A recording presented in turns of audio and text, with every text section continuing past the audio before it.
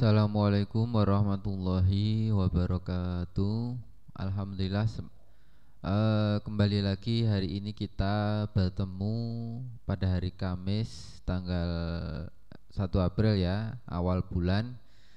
Ya, ini awal bulan April. Jadi hari Kamis seperti biasanya pada sesi pertama atau jam pertama kita akan melangsungkan pembelajaran seperti biasa, yaitu IPS. Oke, sebelum itu kita mari berdoa dulu supaya hari ini kita dapat melaksanakan pembelajaran dengan lancar dan kalian di rumah selalu dalam keadaan sehat dan keluarga yang ada di rumah juga semoga diberikan kesehatan ya.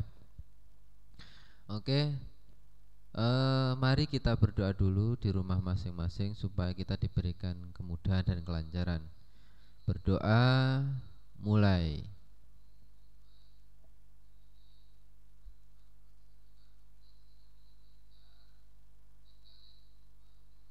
Berdoa selesai.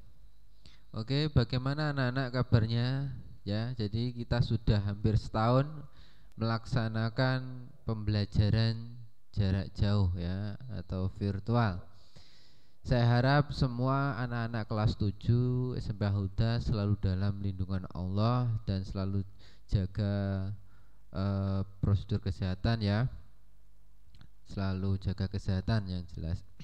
Semoga di semester yang akan datang kita sudah bisa melaksanakan pembelajaran secara langsung ya, tidak secara daring lagi, karena sampai saat ini pun kita masih belum bisa untuk bertatap muka. Jadi untuk sementara waktu kita masih daring seperti biasanya. Dan saya harapkan kalian tidak bosan-bosannya selalu menyimak, selalu istilahnya melihat-lihat pelajaran yang sedang live seperti itu.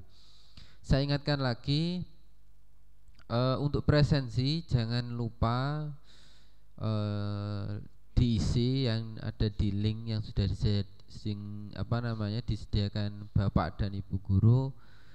Sesi pertama dan sesi kedua, jadi selalu diisi ya. Terus juga untuk presensi yang ada di Facebook, itu juga diisi. Jadi jangan menunggu terlalu lama ya. Oke, langsung saja kita masih membahas tentang bab 4 ya, seperti minggu yang lalu. Jadi materinya juga lumayan banyak.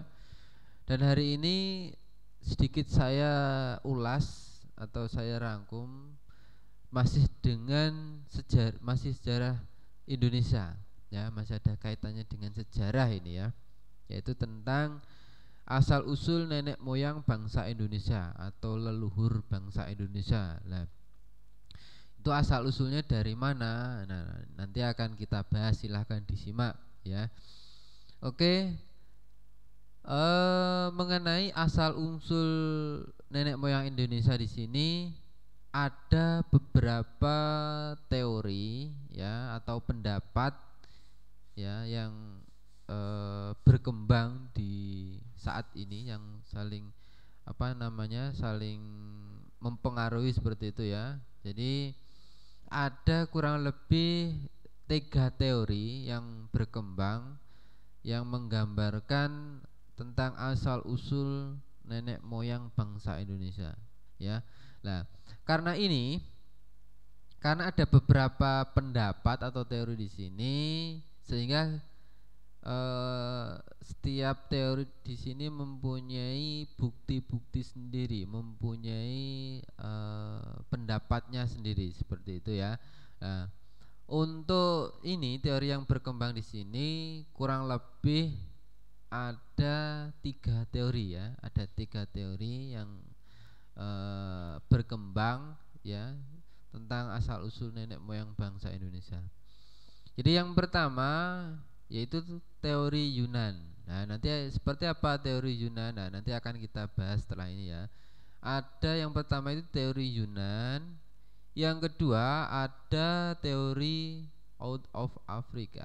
Nah, terus yang terakhir ini ada teori Nusantara. Seperti itu. Nah, nanti setelah ini akan kita bahas. Nah, ini yang pertama adalah teori Yunan. Nah, teori Yunan di sini ialah teori yang menyatakan bahwa asal usul bangsa Indonesia berasal dari wilayah Yunan atau Tiongkok. Tiongkok itu kalau sekarang itu letaknya di Asia ya, di Asia. Tiongkok atau mungkin banyak yang mana itu Cina. Nah, seperti itu. Kalau dari segi fisik pun sebenarnya orang Cina dengan orang yang Indonesia saat ini kan hampir sama ya, mungkin dari ciri fisik. Cuma yang membedakan mungkin dari matanya. Kalau Cina kan lebih sipit ya, seperti itu. Kalau kita kan lebih dari ukuran mata sedikit lebar. Nah, ini yang menyatakan bahwa nenek moyang bangsa Indonesia itu asalnya atau berasal dari Yunan atau Tiongkok ya, seperti itu. Ini teori yang pertama, teori Yunan. Nah, di sini ada beberapa ilmuwan atau ahli ya yang mendukung atau yang mengemukakan teori ini ya. Kurang lebih ada 4 ahli ya. Yang pertama di sini adalah R.H. Geldern ini. Yang kedua ada J.R. Foster. Ini orang luar semua ini ya. Malah penelitinya orang luar.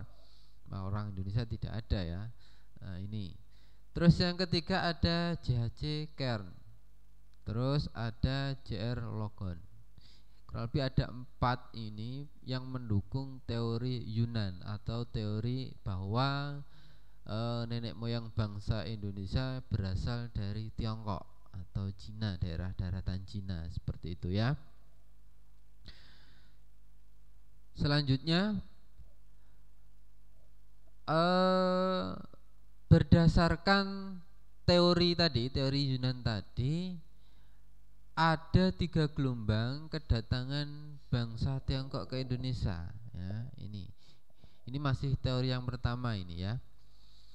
Ada 3 gelombang kedatangannya. Ini yang pertama adalah Proto Melayu, ada Deutero Melayu, ada Melanozoid. Nah, ini yang pertama yang kita bahas adalah tentang Proto Melayu. Nah, ini gelombang yang pertama, ini Proto Melayu ya. Proto Melayu itu gelombang yang pertama. Jadi Proto Melayu itu bisa disebut Melayu tua atau gelombang yang pertama. Jadi gelombang yang awal sendiri ya. Dan ini datang ke wilayah Nusantara atau Indonesia itu pada 1500 sebelum Masehi. Jadi belum ada ya Masehi kan belum ada. Jadi kedatangannya kurang lebih 1500 sebelum Masehi. Itu Proto Melayu atau Melayu tua, biasa disebut Melayu tua. Ya, itu. Terus Proto Melayu di sini mulai masuk ke wilayah Nusantara atau Indonesia itu melalui jalur darat dan jalur laut. Ya, seperti yang kita ketahui bahwa dulu itu daratan itu masih sangat luas ya, masih sangat luas. Jadi es yang ada di kutub itu masih banyak sekali. Kalau beda dengan sekarang, sekarang kan daerah kutub esnya banyak yang mencair sehingga permukaan air laut akan meningkat atau tinggi dan mengakibatkan daratan itu kan semakin tenggelam karena air laut, es itu mencair seperti itu ya. Itu. Terus selanjutnya suku Dayak. Lah ini contoh dari Proto Melayu atau Melayu tua. Ini yang bisa kita lihat sampai sekarang ini contohnya ada suku Dayak dan suku Toraja ya, ada dua ini contohnya, ini yang bisa kita lihat sampai sekarang. Terus yang kedua ada Deutero Melayu. Ini biasa disebut dengan Melayu Muda. Jadi datangnya sudah melalui gelombang kedua. Jadi datangnya itu kurang lebih sekitar 300 sampai 400 sebelum Masehi. Jadi datangnya lebih lambat ya, duluan yang Proto Melayu. Ya, itu. Nah, dari Deutero Melayu di sini mereka itu masuk ke wilayah Nusantara bagian barat dulu dan diyakini memiliki kebudayaan yang lebih maju daripada Proto Melayu. Jadi untuk kebudayaan dari Deutero Melayu di sini sudah lebih maju ya daripada Proto Melayu. Ya, seperti itu. Nah, untuk sukunya atau orang yang bisa kita lihat sampai sekarang ini dari Deutero Melayu adalah contohnya ini ada suku Jawa, Melayu dan Bugis. Nah, ini adalah cikal bakal dari keturunan Deutero Melayu. Ya, atau Melayu Muda. Ini yang bisa kita lihat sampai sekarang ini. Saya ulangi lagi, dari beberapa ini tadi ini adalah pendapat dari para ahli seperti itu ya. Jadi masih ada beberapa teori ya yang saling, kadang ada yang saling mempengaruhi seperti itu. Terus yang ketiga, ini ada gelombang yang ketiga itu ada Melanosoid.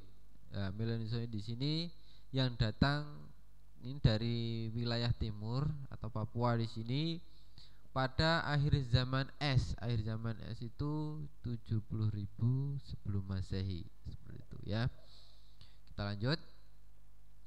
Yang kedua di sini ada teori out of Africa. Nah, teori di sini menyatakan bahwa nenek moyang orang Indonesia ini asalnya dari Afrika. Ya. Ini asalnya dari Afrika, dari benua Afrika ya. Nah, teori ini memberikan penjelasan bahwa manusia Afrika sudah melakukan perpindahan dari Afrika menuju Asia, ya terutama Asia Barat sekitar tahun ini 50.000 sampai 70.000 tahun yang lalu. Jadi sudah lumayan lama ya. Ini teori yang kedua, yaitu teori out of Afrika. Yang isinya bagaimana? Yang isinya bahwa nenek moyang bangsa Indonesia itu asalnya dari Afrika, seperti itu. Terus perpindahan yang mereka lakukan masih menggunakan perahu yang sangat sederhana ya. Jadi pada saat itu kan daratan kan masih luas seperti itu. Jadi perahu, karena apa? Nenek moyang bangsa Indonesia itu kan terkenal sebagai pelaut yang ulung ya. Sudah ada perahu gedek, tahu ya? Perahu gedek itu yang kanan kirinya ada apa itu namanya? Kayak jenis bambu seperti itu. Terus selanjutnya yang ketiga ini ada teori Nusantara. Nah, teori Nusantara di sini isinya ialah bahwa asal usul bangsa Indonesia lahir dari bangsa Indonesia itu sendiri. Jadi asli orang Indonesia itu sendiri, tidak kedatangan bangsa dari luar. Nah, ini teori yang teori Nusantara, isinya seperti itu ya. Jadi ada beberapa ahli yang mendukung dari teori ini. Nah, ini malah ada ahli yang dari Indonesia ya, ini seperti itu. Ada Muhammad Yamin ya, terus ada Jill Crawford, ada Sultan Takdir Ali Syahbana, ada Goris Kraft. Ini ada beberapa teori yang mendukung dari teori Nusantara. Seperti yang kita ketahui, kalau teori Nusantara itu teori yang menyatakan bahwa bangsa Indonesia itu dari lahir dari bangsa Indonesia itu sendiri. Jadi asli ya, suku pribumi. Seperti itu. Nah, dasar dari teori ini dibuktikan dengan bangsa Melayu merupakan bangsa yang telah memiliki peradaban tinggi, sehingga tidak memerlukan migrasi atau kedatangan bangsa asing di wilayah Nusantara. Jadi seperti yang kita ketahui bahwa teori Nusantara di sini menyatakan bahwa budaya atau peradaban kita itu sudah maju ya, sudah tinggi ya, seperti itu. Ini ada juga penemuan Homo soloensis dan Homo wajakensis di Pulau Jawa. Nah, ini yang menjadikan dasar bahwa teori Nusantara ini ya. Jadi berkat ditemukan dari Homo soloensis atau Homo wajakensis atau manusia purba yang ada di Pulau Jawa. Ya, jadi Homo soloensis dan Homo wajakensis di sini salah satu penemuan manusia purba yang ada di Indonesia atau di Nusantara. Seperti itu ya. Itu tadi anak-anak yang bisa saya sampaikan. Mungkin ada yang belum paham, nanti bisa ditanyakan kalau kalian tidak kalau kalian punya waktu silahkan bisa ditanyakan. Terus saya ingatkan lagi, selalu jaga kesehatan kalian dan jangan lupa untuk selalu presensi pada sesi pertama ini ya. Saya akhiri dulu, kurang lebihnya mohon maaf. Sekian, wassalamualaikum warahmatullahi wabarakatuh.